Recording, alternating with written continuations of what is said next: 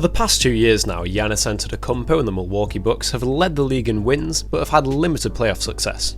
In 2019, they lost to the Toronto Raptors in the Eastern Conference Finals after Kawhi Leonard had an impressive playoff run. As we all remember, Kawhi Leonard was a beast throughout the entire playoffs and led Toronto to their first ever championship. Although reaching the Eastern Conference Finals wasn't a bad result for the Bucks, I personally expected them to get to the finals. And then this year, I thought they were even more likely to get to the finals, but then they lost in the semi-finals against the Miami Heat. They got the gentleman's sweep and lost 4-1 as the Miami Heat just played insane throughout the entire bubble. But all of that is in the past now, and I'm interested in what the Bucks can do this season. And if you're new around here, this is basically just a series where I'll pick an NBA team and then give my predictions for them this season. And as well, if you wouldn't mind liking, that really does help out my channel. And then without further ado, let's get right into the video. So obviously the star of this team is Giannis, so let's talk about him first. For the past 3 years, he's been one of the most dominant players in the league, winning 2 MVPs in the process. There's no player in the league, or in NBA history for that matter, who is quite like him. In transition, he can cover so much ground in so few steps, which just makes him so difficult to guard. His go-to move is the Euro step, which he has absolutely mastered.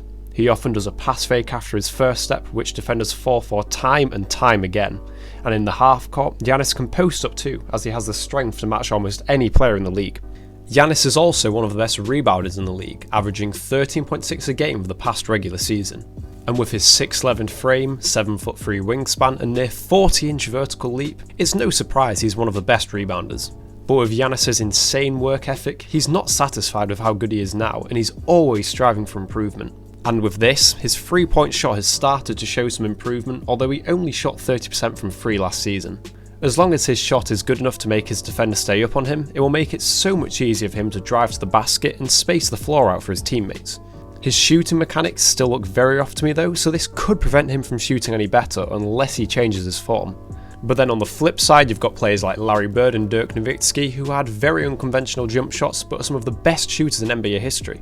Well, maybe not Dirk Nowitzki, but he's one of the best big men shooters. So perhaps Giannis can make it work with his form. But the Milwaukee Bucks are more than just Giannis. The general manager has done a great job with building the team around Giannis, and Chris Middleton is a great number 2. And in many ways, I think Chris is to Giannis what Pippen was to Jordan. Now obviously Giannis and Middleton are nowhere near the level of Pippen and Jordan, but Chris and Pippen do have a lot of similarities.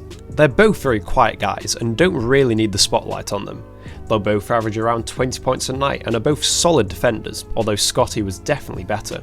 Their playstyles and offense are both quite similar too, but Chris is a far better 3-point shooter than what I thought, and he's far better than Scottie. And Chris Middleton is actually shooting almost 40% for his career and 41.5% last season.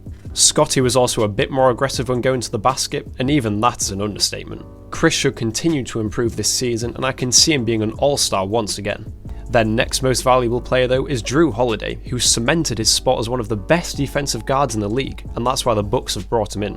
His 3-point shot is decent at 35% for the year, but he excels at getting to the basket. For his past 2 years, he's averaged 20 points a night, but I'd expect this number to go down a little bit this season. Not because he's going to get worse, but just because he's playing on a far better team now, and he'll be the 3rd scoring option this year. I also wouldn't be surprised if Jrue's an all-star this season, as he'll be extremely valuable for the Bucks.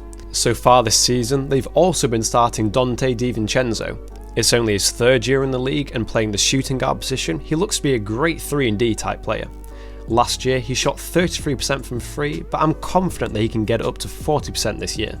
And there's not much else to say other than he'll be a great solid role player. And then we move on to their centre Brook Lopez, who I'm really not a fan of if I'm honest. He's recently gained the reputation of being a 3-point shooting centre, but last year he only shot 33% from 3 on almost 5 attempts a game, which just isn't good enough for me. Another big issue that I have is that he completely neglects rebounds on both ends of the court. For a 7-footer, he should be averaging more than 3.7 rebounds a game that he averaged last season. I was expecting the Bucks to trade him for a younger centre in the offseason, but the $13 million a year that they pay him isn't that bad, and having a centre that can shoot threes really does help Giannis out. Pat Connaughton, Bryn Forbes and DJ Augustine are all also great 3-point shooters, and are exactly the players you want around Giannis, and having these players on the team is why the Bucks front office gets so much credit.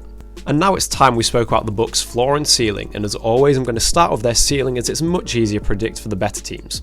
And for the regular season, their ceiling is obviously the number 1 seed, no surprises there. And then for the postseason, I do think they can get the championship as well, although this is a bit of a stretch, I think. Just because they'll likely have to get past the Brooklyn Nets, and then whatever team comes out of the West is going to be so strong. And then for their floor, I couldn't see them finishing any lower than the 3rd seed. Because the only team I think that has a good chance of finishing above them is the Brooklyn Nets, and then possibly the Celtics as well. I personally think they have that number 1 seed secured though. And then for the postseason, I really can't see them doing any worse than last season, in which they lost in the 2nd round against the Miami Heat. So for that reason, my floor for their postseason performance is going to be the 2nd round again. But I definitely think they'll get to the Eastern Conference Finals though. And so that's everything for this video, and as always, I hope you've really enjoyed watching. And for my next video, I think I'm going to go on to the Celtics, just because I briefly mentioned them here, and I'm going to try and have it done before 2021. And then as always, thank you so much for watching, and I'll see you on my next video.